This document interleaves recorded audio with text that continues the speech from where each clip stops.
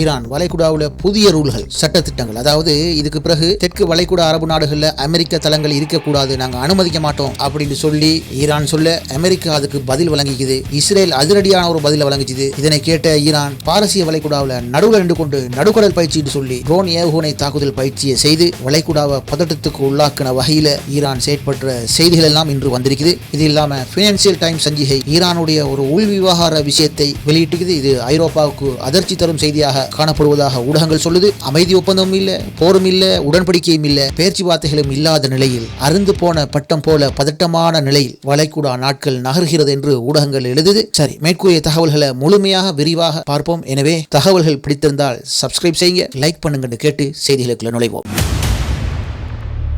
The Global Talk.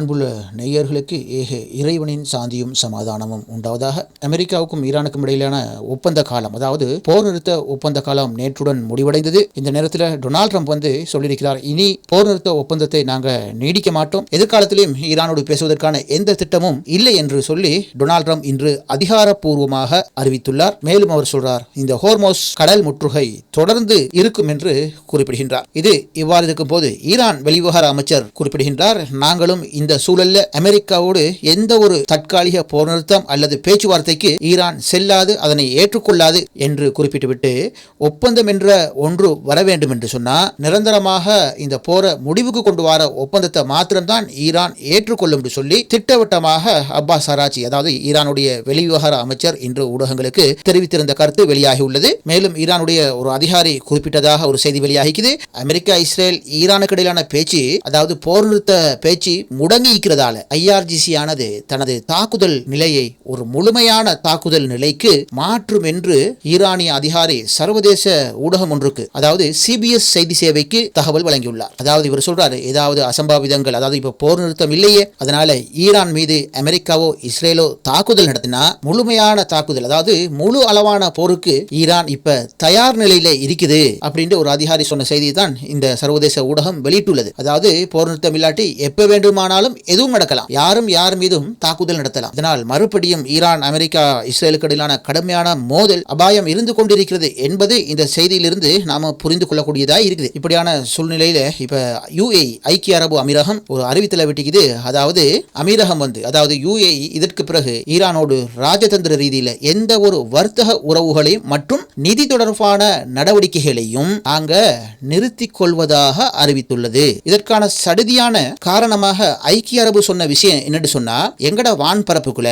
ஈரானுடைய 2 ballistic missile சென்றதை நாங்க கண்டுபிடிச்சிக்கிறோம். அதாவது ஏர் டிஃபென்ஸ் ஈரானுடைய பேலிஸ்டிக் மிசைலை தடுத்துக்கிதான். ஆகவே ஈரான் இவ்வாறான நடவடிக்கைகளை செய்வதால நாங்க ஈரானோடு வர்த்தக நிதி உறவுகளை நாங்க நிறுத்திக் கொள்றோம் என்று சொல்லி ஐக்கிய அரபு அமீரகம் அறிவித்துள்ளது. அதற்கு ஈரான் என்ன சொல்லுதுன்னு பார்த்தால், இல்ல அப்படி ஒரு சம்பவம் நடக்கையில இது ஒரு பொய்யான குற்றச்சாட்டு என்று சொல்லி ஈரானுடைய வெளிவிவகார அமைச்சு முற்றாக இந்த விஷயத்தை மறுத்திக்குது. இந்த செய்தியை அல் ஜசீராவில் இன்று பார்க்க கிடைக்கிறது. அத்தோடு ராய்ட்டர் செய்தி சேவை சொல்லுது, இன்று இனம் தெரியாத ஒரு ஏவுகணை ஹோர்மோஸ் வழியாக சென்ற கப்பல் மீது, வணிக கப்பல் மீது தாக்குதல் நடத்தியுள்ளது. இந்த தாக்குதல் யார் செஞ்சு தெரியாது. இந்த தாக்குதலால கப்பல் இருக்கிற என்ஜின் பகுதி சேதமடைஞ்சது மாத்திரமில்லாம தாக்குதலின் விளைவாக கப்பல் இருக்கிற ஊழியர் ஒருவர் மரணித்தார் என்றும் பிரிட்டனுடைய கடல்சார் வர்த்தக அமைப்பு வெளியிட்ட தகவலை ராய்ட்டர் இன்று வெளியிட்டுள்ளது குறிப்பிடத்தக்கது. இது இல்லாம இன்னொரு அதிரடியான செய்தி ஒன்று வெளியாகிக்குது. அது என்னன்னு சொன்னா, ஈரானுடைய உள்வட்டார செய்திகளை மேற்கோள் காட்டி பினான்சியல் டைம்ஸ் என்கிற சஞ்சிகை அதிர்ச்சியான தகவல் என்று சொல்லி ஒரு தகவலை வெளியிட்டிருக்குது. இந்த வகையில டொனால்ட் ட்ரம்ப் இந்த போரை தீவிரப்படுத்தினா, அதாவது விடாப்புடியாக மேலும் மேலும் அதிகரித்தால் ஈரான் என்ன திட்டம் திட்டிக்குதுன்னு சொன்னா, ஐரோப்பாவில் உள்ள அமெரிக்காவுடைய இலக்குகளை ஈரான் இனி தாக்குவது சம்பந்தமாக தீவிரமான ஆலோசனையில் ஈடுபட்டு வருகிறது. உங்களுக்கு தெரியும், இப்ப போர் நிறுத்தம் இல்ல, போரும் இல்ல, யுத்தமும் இல்ல, அமைதி ஒப்பந்தமும் இல்ல. அதே நேரத்தில் ஈரானை பிளாக் பண்ணி வச்சுக்குது. அதாவது கடல் முற்றுகை தொடருது. ஒரு ஆபத்தான சூழ்நிலை தான் இப்ப வளைகுடாவில் நிலவுது என்பது ஆய்வாளர்களுடைய கருத்து. இவ்வாறான நிலையில ஈரான் இப்ப அடுத்த தாக்குதல் நடந்தா ஐரோப்பாவில் இருக்கிற அமெரிக்காவுடைய இலக்குகள், குறிப்பாக பல்கேரியா, சைப்ரஸ் நாட்டு தளங்களை தாக்குவது சம்பந்தமாக ஈரானுக்குள் ஆலோசனை நடந்து வருவதாக இந்த சஞ்சிகை செய்தியை வெளியிட்டுள்ளது. இது மாத்திரம் சொல்லல, மேலும் இந்த சஞ்சிகை சொல்லுது, இந்த போர் தீவிரமடைந்தால் ஹோர்மோஸ் நீரிணைக்கு அடியில் காணப்படக்கூடிய இணையதள கேபிள்கள், அதாவது ஃபைபர் ஆப்டிக்கல் கேபிள்களை துண்டித்து விடுவதற்கும் ஈரான் திட்டம் தீட்டி வருவதாக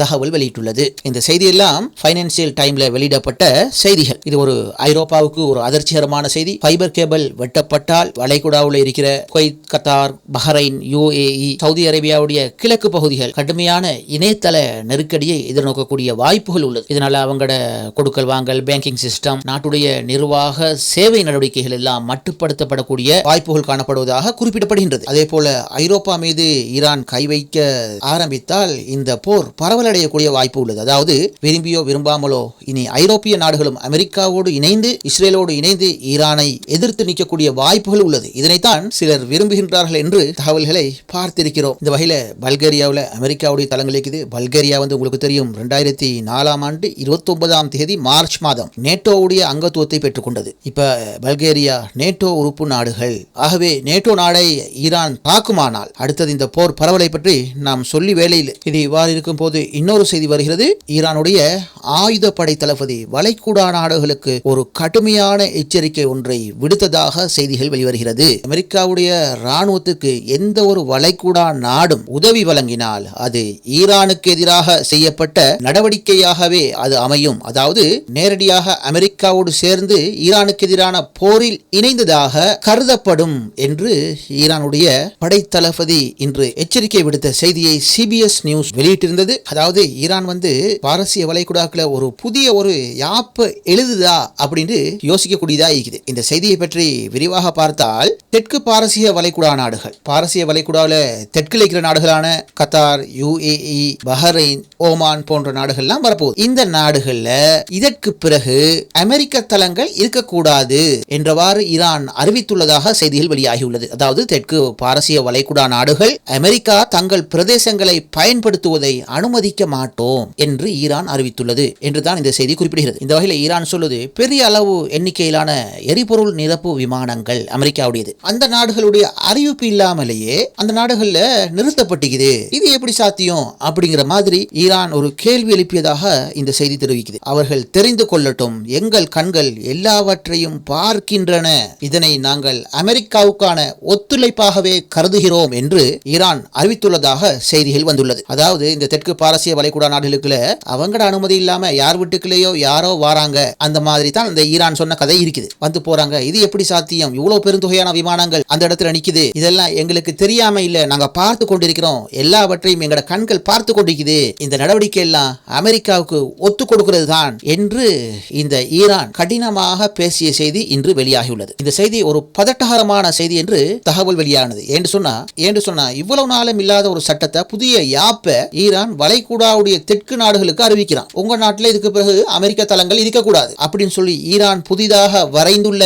இந்த புதிய வளைகுடா யாப்பு மத்திய கிழக்கு நாடுகள், குறிப்பாக தெற்கு வளைகுடா நாடுகள் ஏற்றுக்கொள்ளுமா? ஏற்றுக்கொள்ளாது. America, Israel ஏற்றுக்கொள்ளுமா? ஒருபோதும் கிடையாது. ஆகவே ஈரான் இதனை கண்டிப்பாக பேசியிருக்கிறது. அமெரிக்கா, இஸ்ரேலுக்கும் ஈரானுக்கும் இடையிலான பதட்டத்தை மேலும் அதிகரித்துள்ளதாகவே கருதப்படுகிறது. போர் நிறுத்த ஒப்பந்தம் இல்ல, சமாதானம் இல்ல, சமாதான பேச்சுவார்த்தை இல்ல, ஒப்பந்த பேச்சுவார்த்தை இல்ல, எதுவுமே இல்ல. அதனால இந்த நேரத்தில் இப்படியான விஷயங்களை ஈரான் பேசியது வளைகுடாவில் ஒரு பதட்டமான விஷயம் என்று சொல்லி ஊடகங்களுடைய பார்வை. இந்த வகையில இந்த செய்தி ஈரான் 2 நாளைக்கு முன்னால அறிவித்திருந்த நேரத்தில் மறுபடி இந்த விஷயத்தை ஈரான் ஞாபகப்படுத்தி உள்ளதாகவே செய்தி வருகிறது. இன்று காலை கூட பாரசீக வளைகுடா நாடுகள் அமெரிக்க விமானங்களுக்கு எரிபொருள் நிரப்பும் வசதிகளை வழங்கினால் அதனை போர்க்குற்றமாக கருதுவோம், எங்கள் ட்ரோன்கள் மற்றும் ரேடார்கள் 24 மணித்தியாலங்களும் கண்காணித்துக் கொண்டிருக்கின்றன, எந்த ஒரு அசாதாரண நகர்வுகளுக்கும் உடனடி பதிலுக்கு வழிவகுக்கும் என்று ஈரான் குறிப்பிட்டுள்ளதாக செய்தி தெரிவிக்குது. இந்த வகையில இந்த செய்தியை பார்த்த அமெரிக்கா என்ன சொல்லுதுன்னு சொன்னா, அமெரிக்காவுடைய விமானங்கள் வளைகுடா நாடுகளுடைய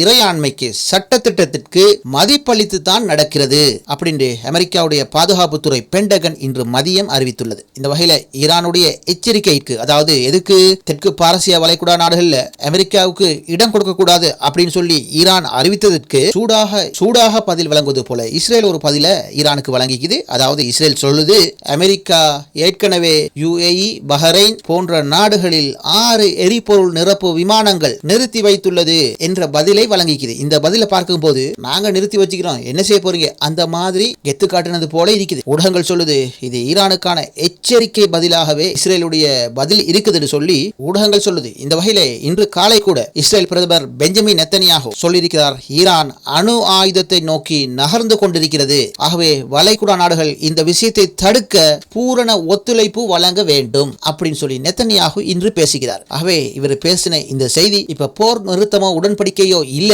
ஆகவே அமெரிக்கா இஸ்ரேல் நாடுகள் என்ன திட்டம் தீட்டி உள்ளது, ஏதாவது நடக்க போகுதோ என்றெல்லாம் ஊடகங்கள்ல கேள்வி எழுப்புறத பார்க்கக்கூடியதாக இருக்கிறது. இந்த வகையில் ஈரானுடைய எச்சரிக்கைக்கு இந்த வளைகுடா நாடுகளும் தெற்கு பாரசீக வளைகுடா நாடுகளும் பதில் வழங்குகிறது. ஈரான் சொல்வது போல எங்கள் நாட்டில் எந்த ஒரு வெளிநாட்டு ராணுவ நடவடிக்கைகளும் இல்லை என்று சொல்லி UAE சொன்ன செய்தி வெளியாகியுள்ளது. அதே போல் சவுதி அரேபியா, குவைத் நாடுகளும் இதனை மறுத்துள்ளது. அதாவது எங்களோட நிலப்பரப்பில் இருந்து அமெரிக்கா இஸ்ரேலுக்கு உதவி செய்யல என்று இந்த நாடுகளும் மறுத்துள்ளதாக தகவல். இந்த வகையில் அருந்த பட்டம் போல இருக்கிறது இந்த ஈரான் அமெரிக்கா விடயம். இந்த வகையில் ஈரான் வளைகுடா நாடுகளுக்கு கடுமையாக எச்சரிக்கை விடுத்திருக்கிற நிலையில அமெரிக்கா, இஸ்ரேல் போன்ற நாடுகள் ஈரான் சொல்லும் இந்த குற்றச்சாட்டு, அதாவது அனுமதி இல்லாம இவங்களுடைய நாடுகள்ல ராணுவ தளங்களை நிறுத்துறது, பயன்படுத்துறது போன்ற ஈரானுடைய குற்றச்சாட்டை பகிரங்கமாக மறுத்துள்ளது என்று செய்திகள் வெளியாகியுள்ளது. இவ்வாறு இருக்கிற இடத்துல ஈரான் இன்று நடுக்கடல் ராணுவ பயிற்சி என்று சொல்லி பாரசீக வளைகுடாவில் சென்டர்ல போய் நடுக்கடல் பயிற்சி என்று சொல்லி அதிரடியான ஒரு ராணுவ பயிற்சி ஒன்றை ஈரான் செய்ததாக தகவல் வெளிவருகிறது. இந்த பயிற்சியில ட்ரோன் தாக்குதல், ஏவுகணை தாக்குதல் உள்ளடங்கி இருந்ததாக ஈரானுடைய செய்திகள் குறிப்பிடுகிறது. இந்த வகையில் கடந்த ஜூன் மாதம் 60 நாள் தற்காலிக ஒப்பந்தம் காலாவதியானதை அடுத்து தற்போது இந்த பதற்றங்கள் சர்வதேச அளவில் மீண்டும் உச்சத்தை எட்டியுள்ளது என்பதை இந்த அல் ஜசீரா, ராய்ட்டர் மற்றும் ஈரான் சார்பு ஊடகங்களை பார்க்கிற நேரத்தில் புரியக்கூடியதாகவே உள்ளது. இந்த வகையில் தொடர்ந்து பதட்டங்கள் அதிகரித்து வருகிறது என்று அல் ஜசீரா, ராய்ட்டர் போன்ற சர்வதேச ஊடகங்கள் நேரடி பக்கங்களிலிருந்து தொடர்ந்து செய்தி பதிவிட்டு வருவதை காணக்கூடியதாக உள்ளது.